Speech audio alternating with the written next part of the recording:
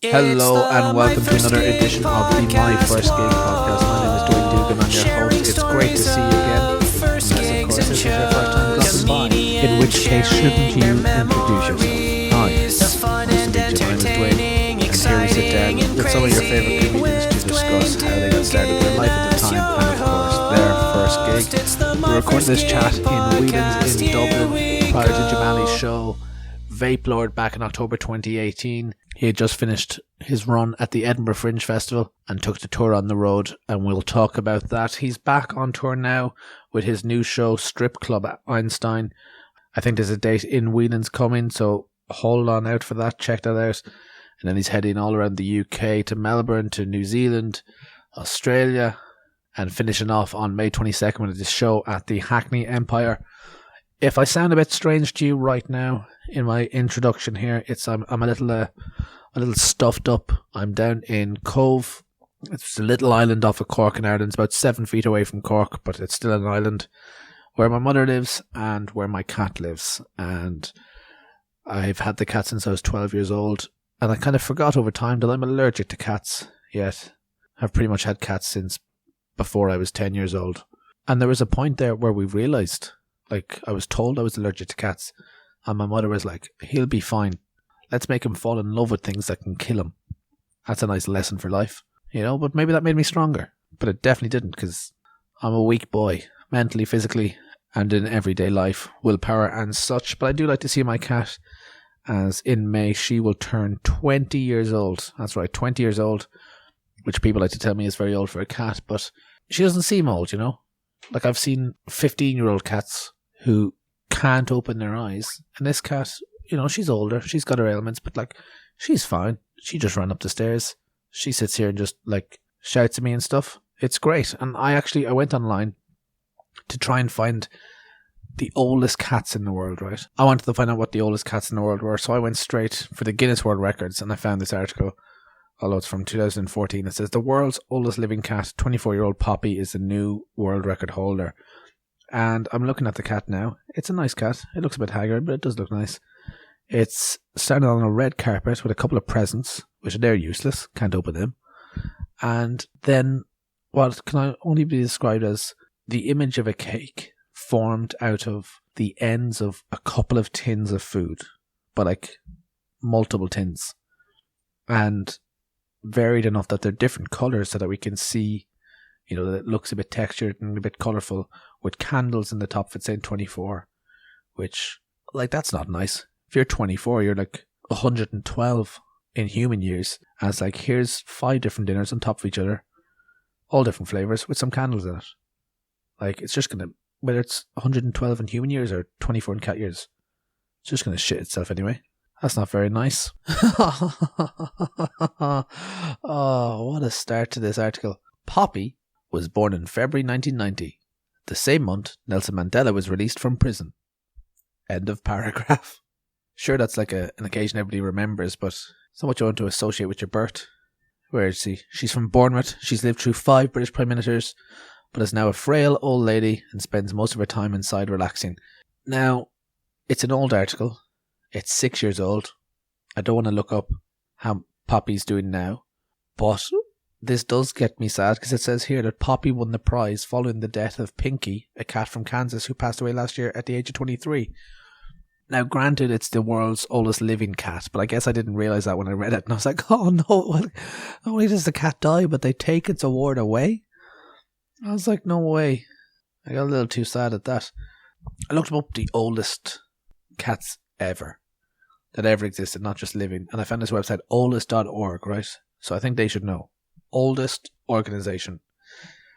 Recently added articles: 10 oldest trees in America, 10 oldest college football games, 10 oldest cities, 10 oldest companies, and here we have the 7 oldest cats ever. And number 7, right, so we're going to start off with number 7, is Scooter, born in 1987, died in 2016, 31 years and 13 days, Siamese cat from Mansfield, Texas, and it looks nice.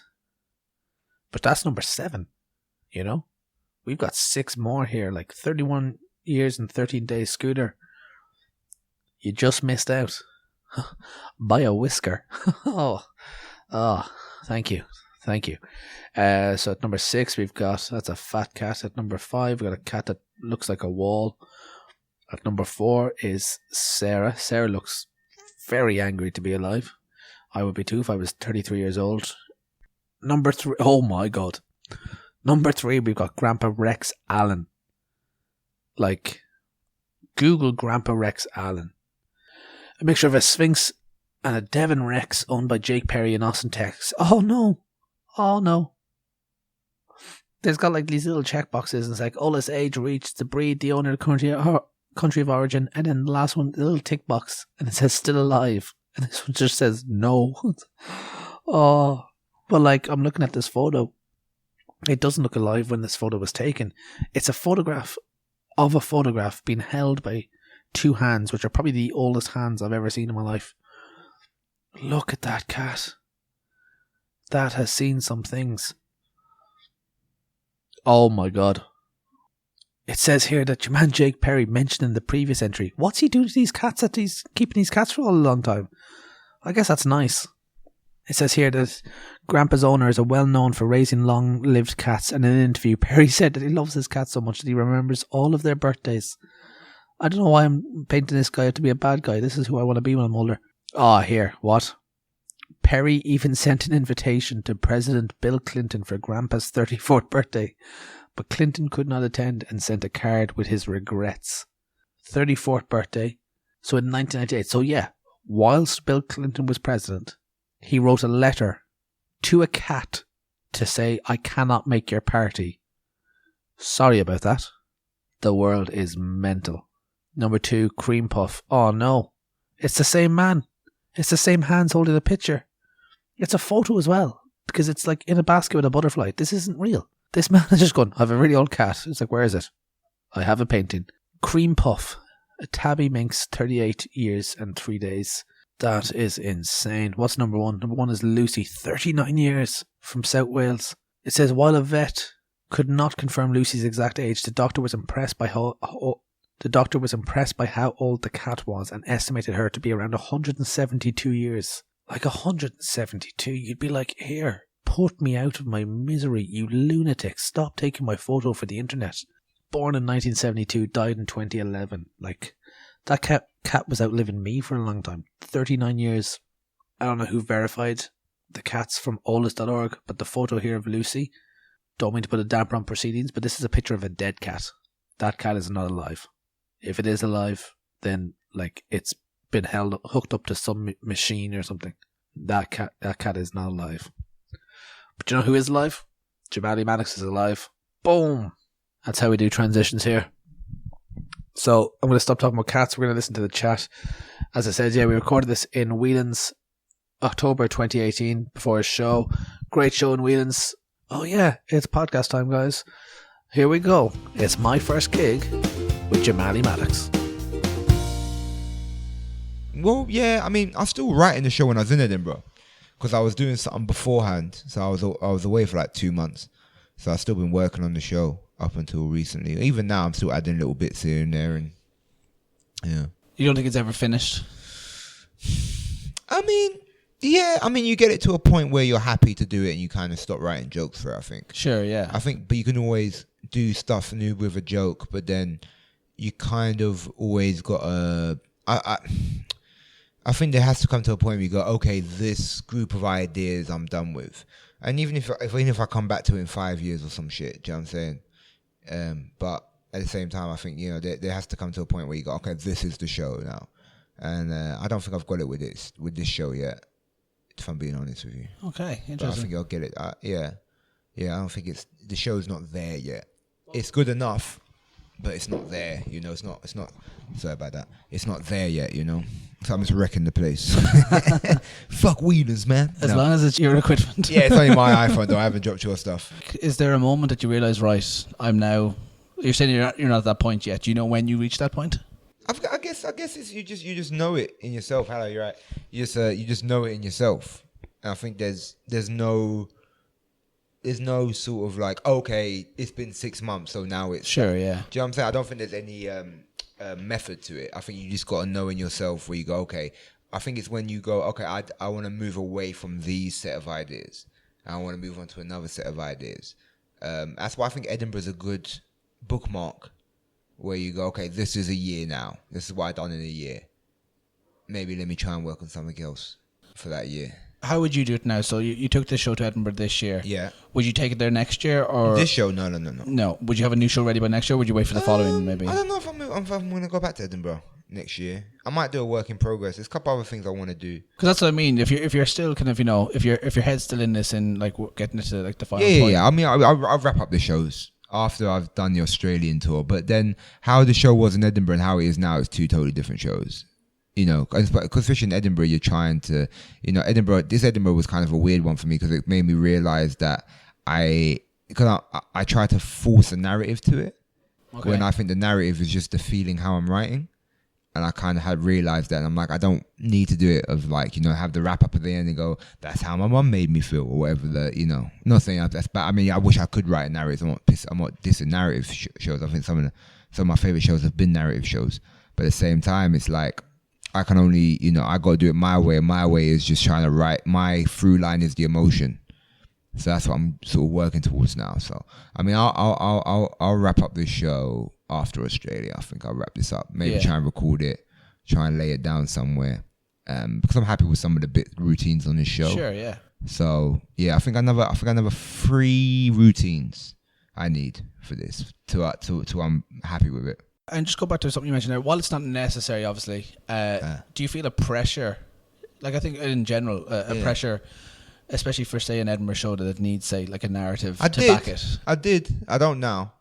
I did though. Yeah, 100%. I felt as if that was the dumb thing, so I felt like I had to kind of fit in with that. But and it's like early on, but I don't now. No, now I just like, you know what, man, I can only do what I do good. Yeah, of course. Do you know what I'm saying? And it's like, you know, I could try and do some other shit, but that's not what I do. There's no, and unless it comes naturally, what's the point of doing it if it ain't me? Because it won't be your best then, obviously. It won't be my best. I won't be happy with it. It won't be honest. You know what I'm saying? That's what I'm trying to do now, is write honest. There's so much going on, especially this year. This year was insane up in Edinburgh. Just there's too much going on almost. You almost need, like, I think the pressure comes from you need to sell your show in one line almost. Yeah, I mean, I was kind of lucky because I sort of come off the back of a TV show. You know, so that kind of relieves pressure in terms of the extra selling. And I don't play a massive room. It's the biggest room I've played. In terms so I guess of I was selling yourself rather than the show itself. Yeah, well, I don't know, man. I mean, it's a bit of both, brother, you know. I think, you know, I didn't ask the audience why they came. Do you know what I'm saying? Sure, yeah, no, of course. But, you know, it's like, you know, there is that pressure of like, well, I need to set it in a line and stuff. And I think you kind of just have to do the best show you can and then do what you can when you're up there. And, you know, and if you have a good show, people will come. I still believe in some type of justice to that if you have a bumping show. Like, if you have a show where motherfuckers are standing ovation in your ass, but you can't write in a sentence, I think you'll be all right still. Yeah, like word of mouth. Do you know what I'm saying? Yeah. So I think, you know, but I understand what you're saying. I think there is that perceived pressure, and I think I've been victim to it too. But I think there's pressure all around in Edinburgh. You got showbiz pressure, you got motherfuckers telling you, yo, you know, this is the thing you want and all of that. And then when you really break it down, it's like, you got to really think about what you want out of it. And what I wanted out of it wasn't the things I was told I wanted out of it. Sure. You can't have 4,000 shows trying to achieve the same thing. No. It doesn't make sense. No. Before we talk about your first gig, if I can take you right back, and if I'd ask you what's your first memory of comedy that at least comes to mind, do you know what that is? Honestly, man, like, if we're just saying comedy, you know, and not talking about stand-up and stuff like that, I remember, well, I think it was stand-up. My earliest memory, 2 memories come into my mind. One was my Uncle Mark, and I remember just thinking he was the funniest dude alive. Do you know what I'm saying? It was just fart jokes, but I remember just thinking that shit was hilarious. Do you know what I'm saying? And the other memory is Paramount TV. Like, I don't know who the comic was, but it was this comic, and he was talking about, I think he was an American comic. He was talking about how when you're on the underground and people are like leaning over to look if the train's coming. And I remember my mum's husband was just crying with laughter. And I remember that, you know, watching that. And I didn't really even understand. I never, you know, I don't think I've even been on the underground at that point. Yeah. Do you know what I'm saying? But I just remember him crying with laughter. Yeah, it's just that, you know, it's him laughing. Yeah. Rather than maybe what's... Yeah. Well, I remember the bit joke was about him looking out. And I remember this other bit. It might have been like a Freddie Starr or something. But I remember watching it with my family, and he was taking the piss out of French French numbers. So he was like cat sank C, and he was saying like, you know, the cat sank, and all this type of shit. And I remember just like, you know, everyone was laughing in the room, and I didn't understand what the joke was. I didn't understand the premise, but I remember that sort of idea of that laughter and what that laughter kind of, you know. I mean, I say that now as a 27-year-old man. Well, I think it was how the laughter was perceived. Like, oh fuck, you know, it's just people laughing. Do you know what I'm saying? And that type of thing was making people laugh. Yeah. But I guess it was attractive seeing people laugh, or seeing someone make someone laugh. Yeah. I mean, I think the attractiveness of people laughing is sort of some childhood damage. But I don't know, man. But you know, I mean, I like to, you know, overanalyze it and say, yeah, and that's when, you know, I don't know. Do you remember the first time you saw stand up live there in the room? Live, yes. There was 2 times. There was one, and I know which one came before. I remember one where my sister and me had went to Barbican Theatre in London, and it was these comics over from America. And I remember I bought a DVD off one of them. And I remember playing the DVD, and he was telling the jokes that he had told on stage. And I'd be like, but I already saw it. Like, I didn't understand that you obviously it's his routine, but you know, he kept these routines going.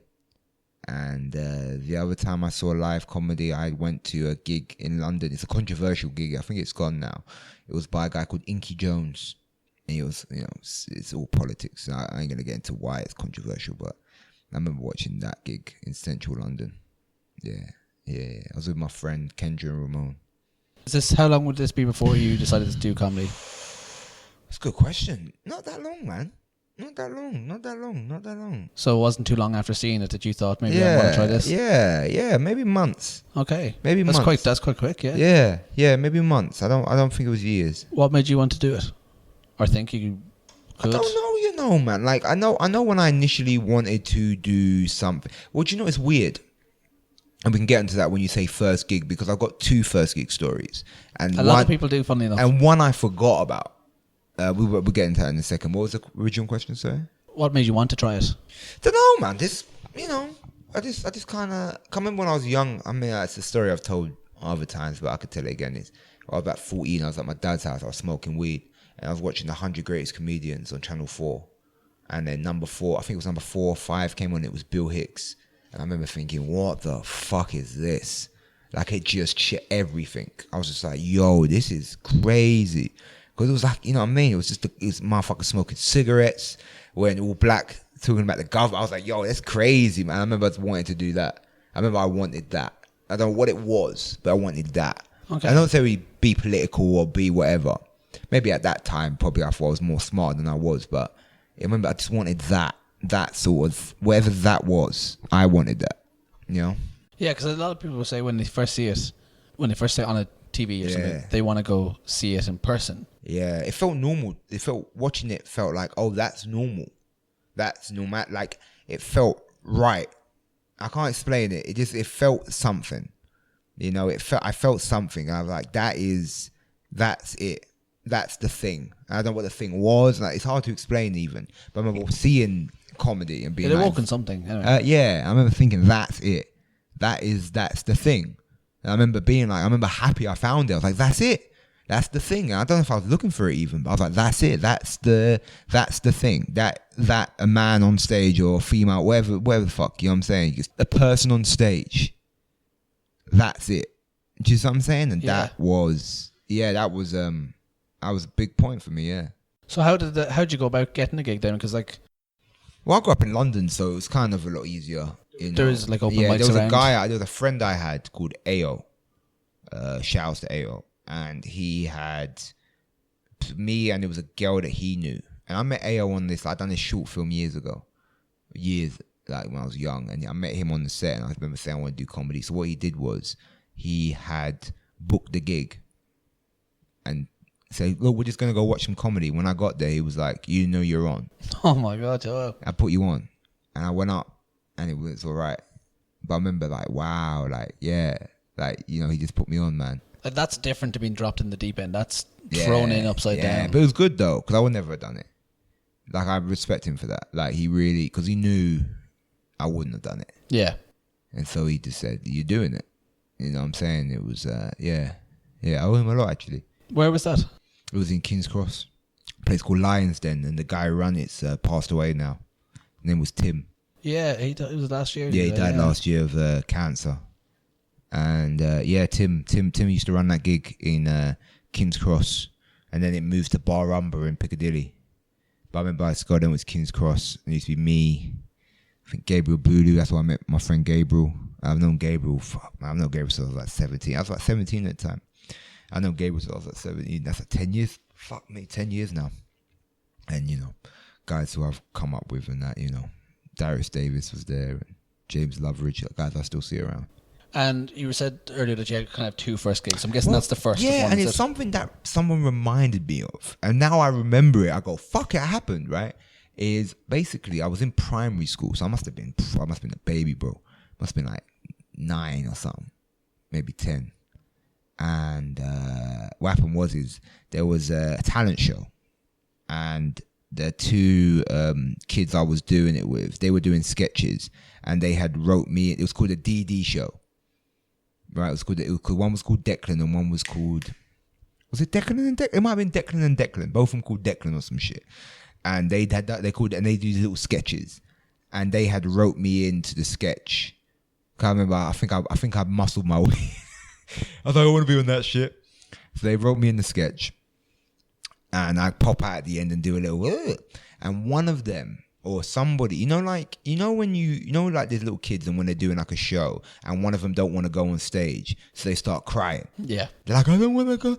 What if the nerves hit them or something? So the teacher just went, Jamali, get out there. And I said, do what? You could just get out there. I remember I went out and just did impressions and shit. And I was doing jokes and I was just like, I was going up to people like, go and shake my hand.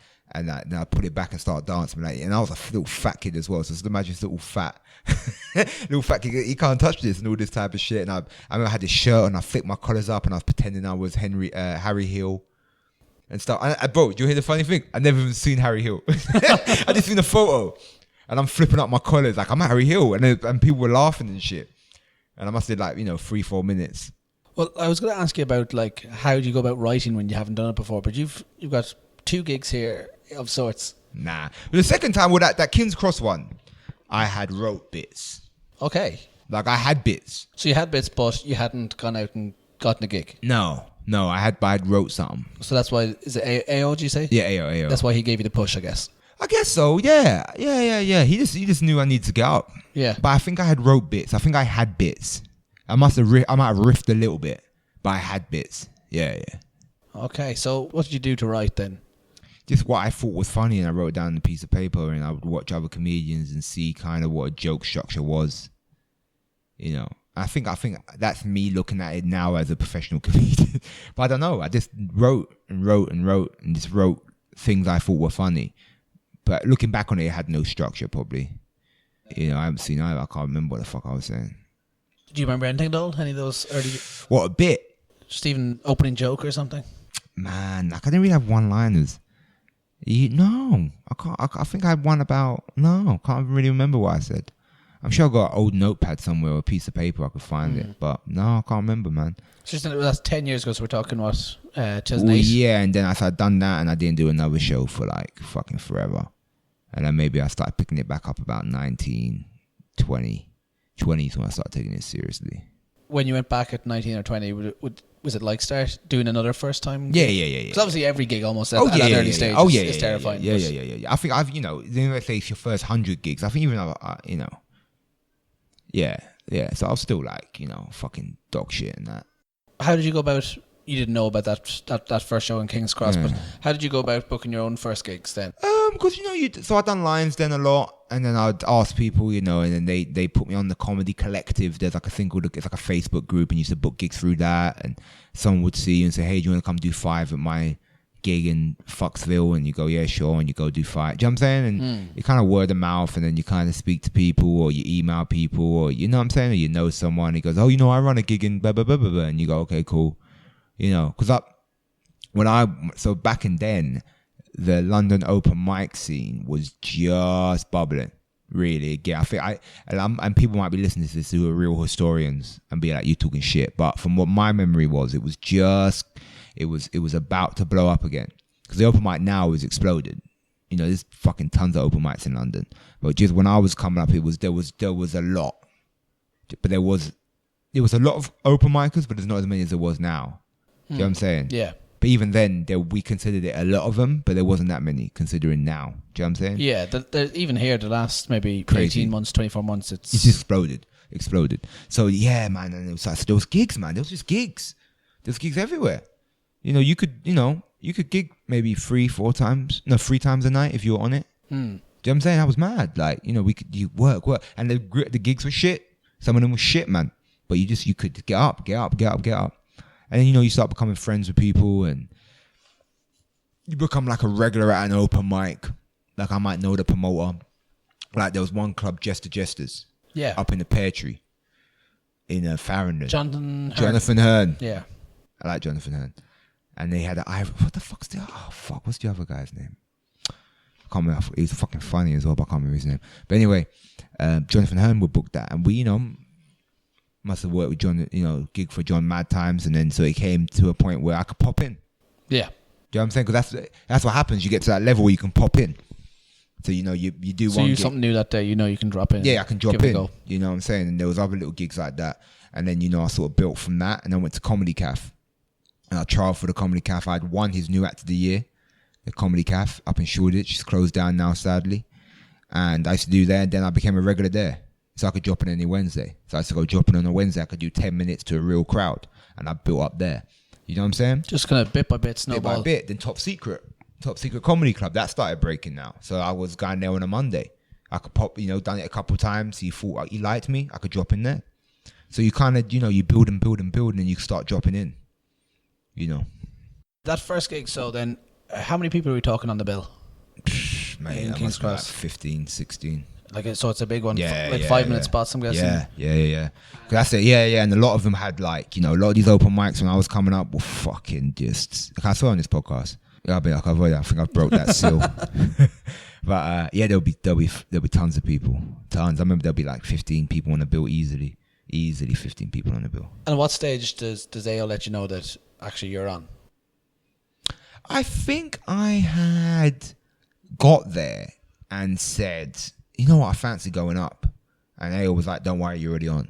Do you know what I'm saying? Yeah. I think there was some type, I think it wasn't like, like I think I had said, I think I might want to go up, Was there an element of kind of calling your bluff a little bit? You were like, oh shit, no. Maybe at the time, maybe I had a bit of bravado in my voice at the time, and I was hoping that they would say, "No, you can't do it." But I did it anyway.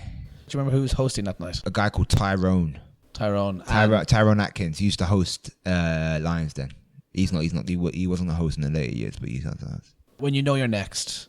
And he does pulled out the hat. It was random. Pull out of the hat. Yeah, it was random. That's nerve wracking. Yeah. But I guess you're always ready then. Well, it was nerve wracking, but at the same time, it's like you didn't know any different.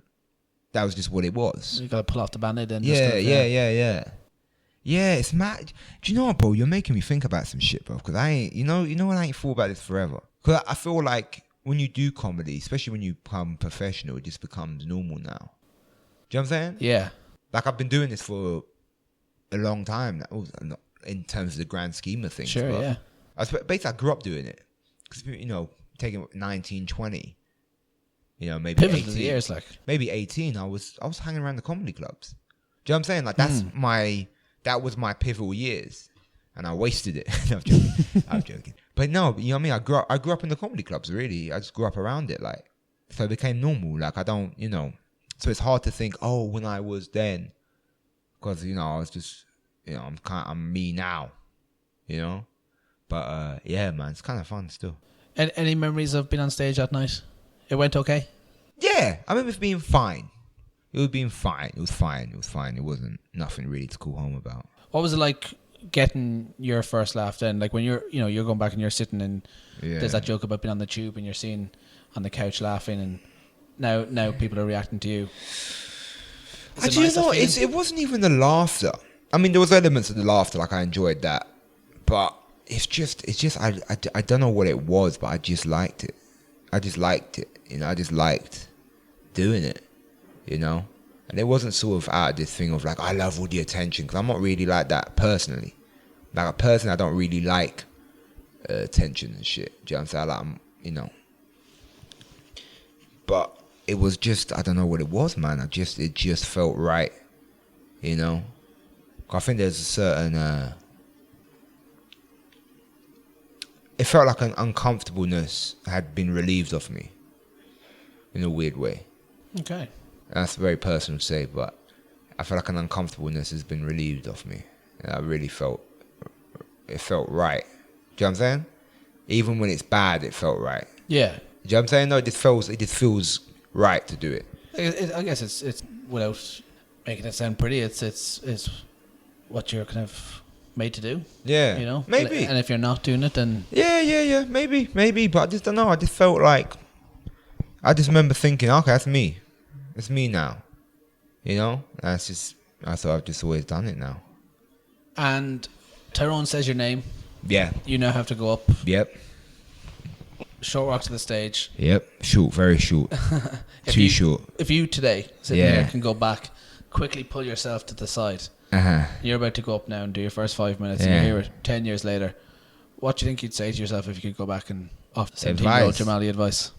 Shit, in that moment. Honestly, I say, mate, welcome to the best, worst decision of your life. Honestly, I wouldn't say nothing, because I think I had to experience that.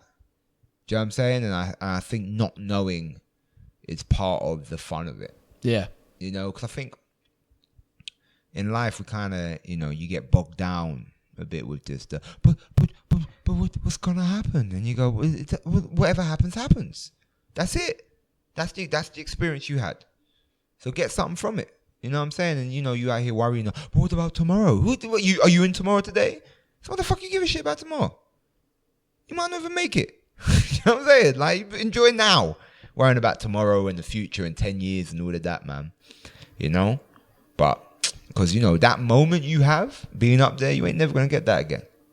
Do you know what I'm saying? That sort of, you have everything. You have hope and dreams and aspirations and fear and the unknown, and you ain't never gonna feel that again. So it's good to enjoy that, because that's what it's about, isn't it? It's about, I think you can go through life it just being a monotonous same routine and that, and I think it's good to do something that it throws all of that out of place and put yourself uncomfortable, make yourself happy, make yourself sad, all these things are good. So I wouldn't say nothing. I'd let nature take its course and see what happens.